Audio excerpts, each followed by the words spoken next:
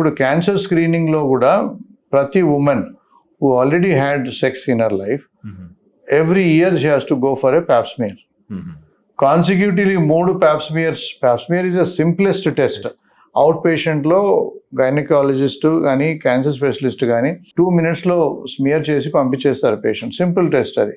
దాంతో హామీ జరగదు, నొప్పి కాదు, అవుట్ పేషెంట్ కిందనే అవుతుంది, నెక్స్ట్ డేనే రిపోర్ట్ వస్తుంది.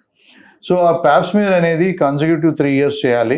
3 years నెగిటివ్గా ఉంటే then you can extend it once in 2 years, once in 3 years. ఆ ప్యాప్స్మియర్లో ఏమన్నా సూచనలు కనిపిస్తే తద్వారా మనం ఫర్దర్ ట్రీట్మెంట్ అవసరం పడవచ్చు. కాల్పోస్కోపీ అని ఎగ్జామిన్ చేస్తూ ఏమైనా చిన్న లీజన్ ఏమైనా కనపడితే దాన్ని స్క్రేపింగ్ చేసి తీయడం అనేది జరుగుతుంది. 62 లక్షల మంది ప్రజల్లో మెడ్ప్లస్ బ్రాండ్ మెడిసిన్స్ కి మారడం వలన 915 కోట్ల రూపాయలు సేవ్ చేసుకున్నారు. అదే మెడిసిన్స్ అదే క్వాలిటీతో 50 to 80% డిస్కౌంట్లు.